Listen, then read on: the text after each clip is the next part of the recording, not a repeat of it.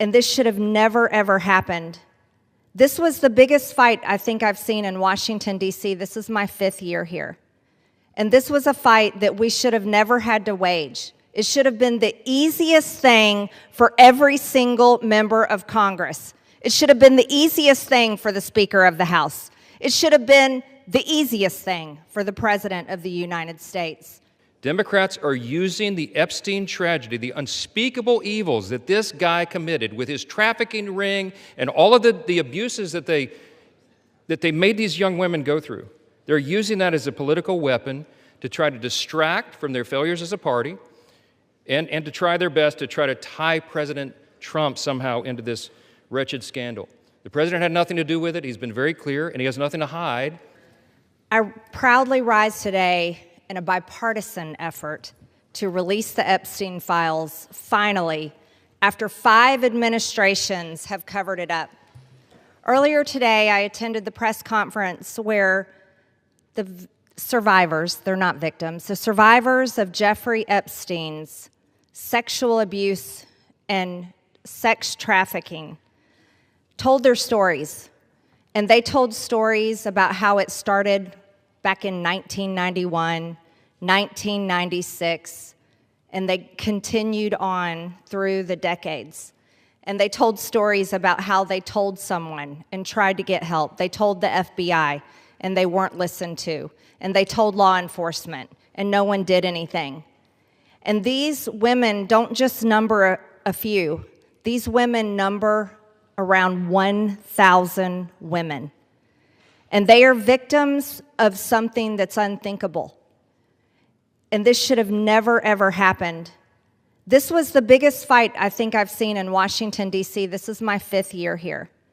And this was a fight that we should have never had to wage. It should have been the easiest thing for every single member of Congress. It should have been the easiest thing for the Speaker of the House. It should have been the easiest thing for the President of the United States to release all the information, every single file, on behalf of these American women. These American women aren't rich, powerful elites. They do not have someone paying for their airline tickets or paying for their trips or paying for their expenses every time they try to do something to get this information out. These are your average Americans. And you want to know what the Epstein files represent? The cover-up represents to average Americans. It represents the failures of the federal government and Congress to the American people. And that is what people rose up about in 2024. They wanted and demanded transparency from their government and for Americans finally to be put first. And today, with this vote, we are finally putting these victims and these survivors of Jeffrey Epstein and the cabal of rich, powerful elites that expands not just here in the United States of America, but to other countries as well. We're putting them last. And that is exactly what Americans want. You see, for far too long, Americans have been put last. And they're sick of it. They're sick and tired of it. And this is why they don't trust Congress. This is why they don't trust the government. And here's the problem.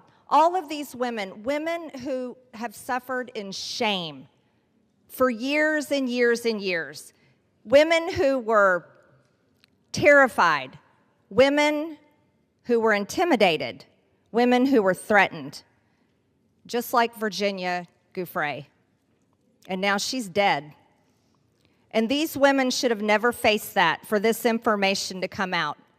And we, especially the 4 Republican members of the House of Representatives, we should have never faced intimidation and threats for us to get this vote to come to the floor.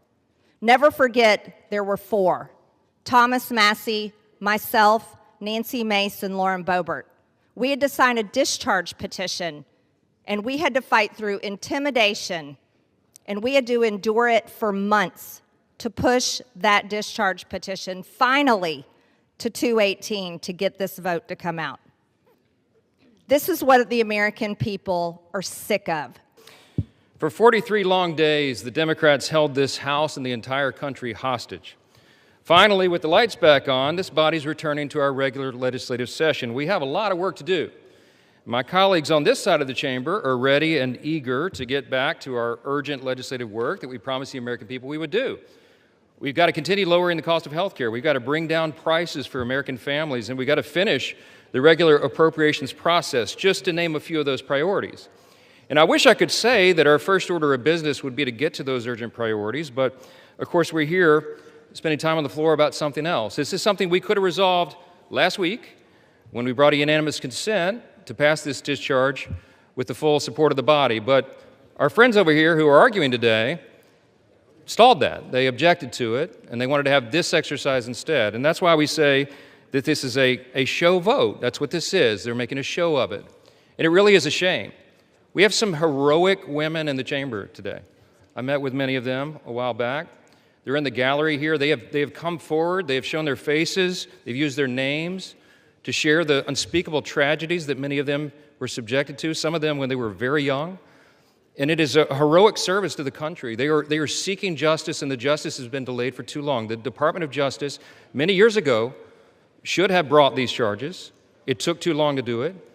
And now we're in this process of making sure all the American people get the information, but we have to do it in the right way, After 4 years of Democrat control under President Biden, they were not truthful with us about a lot of things. The Democrats insisted the border was secure. We knew it wasn't. They insisted that inflation was transitory. We knew it wouldn't be. They misled the American people about the obvious mental and physical decline of the previous commander-in-chief. And now those same Democrats are demanding transparency. Suddenly, transparency is their new word. Out of nowhere, they've taken a curious concern in the Epstein investigation, all in the name of that, in the name of transparency. But the question has been asked here many times during the debate on the floor, and everybody questioning why it is that Democrats have done this right now have to look at the obvious facts. The Democrats had all the Epstein files in their possession for 4 long years under the Biden presidency. The Biden Department of Justice had these files, and no one on this side who is breathless today about the urgency of this release ever said a word about it. And it was the Democrats who could have urged President Biden's Department of Justice to go beyond prosecuting just Epstein and Ghislaine Maxwell, but they didn't do it. And so it's a fair question to ask today, why now? Why the sudden urgent interest in Jeffrey Epstein? Look, we know why. It's because the Democrats were never interested in transparency or executing justice or protecting the victims of this unspeakable tragedy before. The simple truth is obvious for everybody to see. This is a political exercise for Democrats, and it pains me to say it. I wish that was not the truth, but it is, and it's undeniable. This is as deceitful and dishonest as their pointless stunt was to shut the government down. Democrats are using the Epstein tragedy, the unspeakable evils that this guy committed with his trafficking ring and all of the abuses that they made these young women go through. They're using that as a political weapon to try to distract from their failures as a party and to try their best to try to tie President Trump somehow into this wretched scandal. The president had nothing to do with it. He's been very clear, and he has nothing to hide, and that's why he's endorsed the vote today. I suspect this vote will be probably unanimous. But here's the important point that everybody needs to understand. We have been advocates of maximum transparency, but we have also insisted that the victims be carefully protected. The Oversight Committee has been doing extraordinary work, and we've got some of the most vigorous advocates on the Republican and Democrat side on the Oversight Committee. They've been working in earnest to deliver transparency for the American people and to do it in a responsible manner. What do we mean by that? The bipartisan effort over there is already producing all the results that the discharge petition seeks and much, much more. Chairman Comer and all of these advocates over there have been releasing thousands of documents, for example, from the Epstein estate.